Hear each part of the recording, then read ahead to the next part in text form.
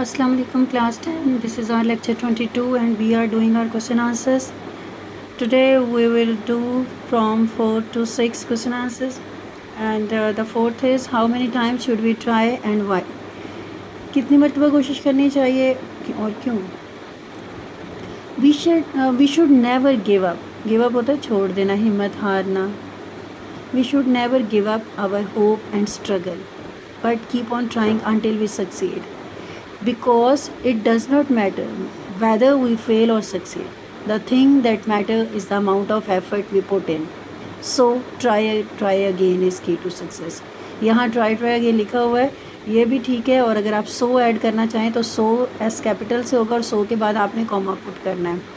अगर आप चाहें तो यहाँ पे जो आपकी फर्स्ट लाइन है, we should never give up our hope and struggle but keep on trying until we succeed, comma है. तो कॉमे की जगह पे आप यहाँ पे आप ऐसा करेंगे कि फुल स्टॉप कर दें और उसके बाद अगर चाहें तो attempts towards success should not be limited या काउंटेड. लिमिटेड ठीक है, attempts towards success should not be limited because it does not matter whether we fail or succeed. Is it clear? Next is what should we do if we find our task hard. अगर हमें हमारा काम मुश्किल लगता है तो हमें क्या करना चाहिए.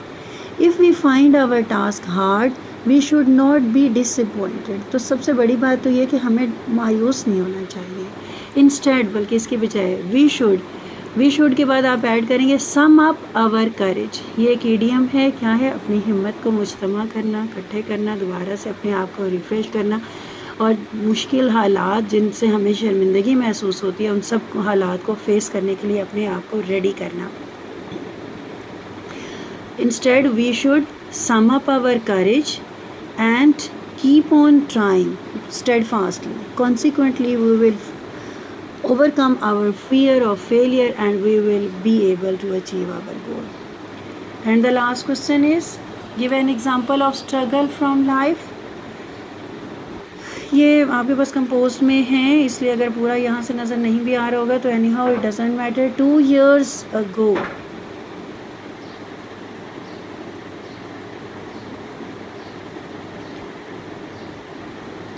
give an example of struggle from your life. 2 years ago, I was in 8th class.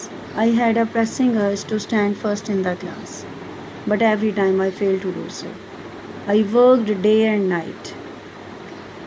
At last, my efforts bore fruits. Bore fruit means phal line, rang line, and I stood first in my class in the annual examination. Paragraph for the day is paragraph number 38. अब middle तक मुफ्त हो गई हैं. अब गरीबों के बच्चे भी तालीम हासिल कर सकेंगे. वोकैबुलरी आपके पास गिवन है. Rights, intelligent, scholarships, strong and progress. इसके अकॉर्डिंग आपने खुद से पहले इसको ट्रांसलेट करना है और फिर अपने पैराग्राफ्स के अकॉर्डिंग इसको चेक कर लेना है. ये स्टूडेंट्स आपका पैराग्राफ 36 आप देख रहे हैं. ये कंपोज फॉर्म में आपके पास मौजूद है. इसके कुछ चेंजेस थी जो लेक्चर 20 में मिस हो गई थी, उनको मैं अब ये आपको करवा रही हूँ. आप इसको तमाम चेंजेस जो हैं इंश्योर कर लें कि मैंने आपको ज़रा बेहतर उसका उनकी ऑप्शन दे दिया. एक तो उसमें कंपोजिंग मिस्टेक है और अदरवाइज़ बाकी अगर आपने पहले वाला भी कर लिया तो ठीक है, लेकिन anyhow this is the best form. इसमें आपने जहाँ पे लिखा हुआ है seemed to be sad, seemed to be sad की जगह पे आपने लुक्ड सैड कर देना. सीम्ड टू बी ये पूरे का पूरा आप रिप्लेस कर दोगे लुक्ड से. ठीक है. फिर नेक्स्ट आप देखो कि there is nothing special. Special भी ठीक है लेकिन यहाँ पे आप पर्टिकुलर कर लोगे. PARTICULAR, PARTICULAR. दो जगह पे स्पेशल है आपका और दोनों जगहों पे आप इसको पर्टिकुलर कर लोगे. जहाँ पे ये सेंटेंस शुरू हो रहा है अयूब, it there is nothing, it नहीं है, यहाँ पे इफ़ है. If there is nothing particular let it be something. Let के बाद क्या आपने let it be something general. ये आपने ऐड करना है. आपको नज़र भी आ रहा है यहाँ पे clear. Why are you anxious. Anxious भी ठीक है, बेताब बेचैन में, लेकिन इसका इजी वर्ड आपके लिए रेस्टलेस है जो ज़्यादा इजी रहेगा और याद रहेगा. रेस्टलेस, एंक्शियस की जगह पे रेस्टलेस आपने इसको रिप्लेस कर देना है. नेक्स्ट आपका एक इडियम यूज़ हुआ था no rest round the clock, इसकी आपने रिप्लेस कर देना है किसके साथ, neither peace during the day, neither peace during the day nor rest at night. ये किसके लिए है, दुनिया में चैन, ना दिन को चैन ना रात को आराम। वैसे वो इडियम में वो भी ठीक है, लेकिन बेहतर ये है कि आप इसको रिप्लेस कर लें ताकि किसी किस्म की कोई कन्फ्यूजन ना रहे। ठीक है, ये आपका पैराग्राफ 36 है, जिसमें जो भी चेंजेस हैं इसको आप अच्छी तरह से मार्क कर लो। और ये जब हमारे पैराग्राफ्स कंप्लीट होंगे तो मैं इसको एक लेक्चर में करेक्शंस का डे रख लूँगी, क्योंकि सम टाइम ये होता है कि कोई कंपोजिंग मिस्टेक्स हैं या जो है ओल्ड और न्यू बुक्स का थोड़ा सा डिफरेंस आगे नेक्स्ट पैराग्राफ में एक में आया है, वो भी मैं डिस्कस कर दूँगी आपसे।